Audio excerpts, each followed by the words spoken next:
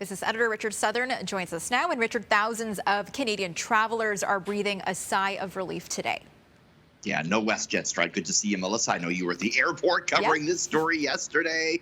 And I guess you talked to some anxious travelers then who are probably breathing a sigh of relief now, with WestJet and the union representing pilots reaching an 11th hour deal overnight. However, there was some damage done here. WestJet had to cancel hundreds of flights in anticipation of a possible strike that didn't happen. So that did upend the travel arrangements of some Canadians. We can't forget that.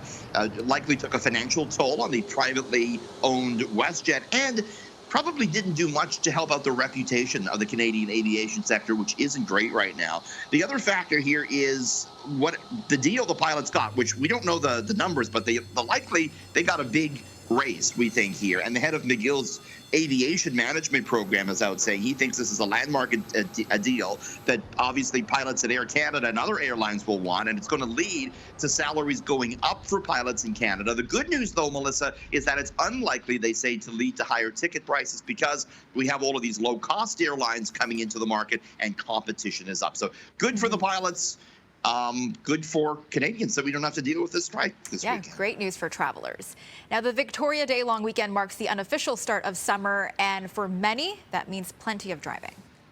Sure does, and they call it, the driving season starting right now, even though, of course, we drive all the time, but this is kind of the driving season. And is it going to cost more to gas up this summer? That's the big question. Some experts are out saying they feel it could, citing a number of factors like the Alberta wildfires. That could play a role, growing oil demand from China, and the concern about the U.S. debt ceiling. The U.S. could default on its debt. That's something that needs to be figured out in the next 2 weeks. The price of gas went up 4 cents this morning, and it's set to rise another penny at midnight tonight, according to Enpro International. Our experts, though, at Enpro, they don't feel that we're going to be paying a whole lot more this summer.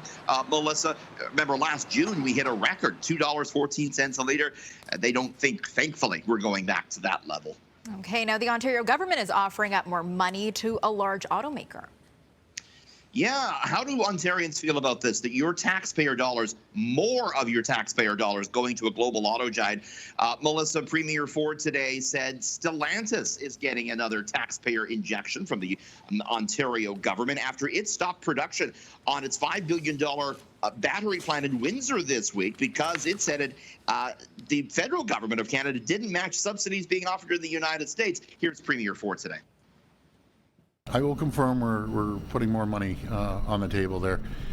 This is all about saving jobs and giving people the quality of life they deserve in southwestern Ontario. He didn't say how much. Following his comments, the federal industry minister said that the government is making progress on finalizing a deal with Stellantis and getting the battery plant back on track, Melissa.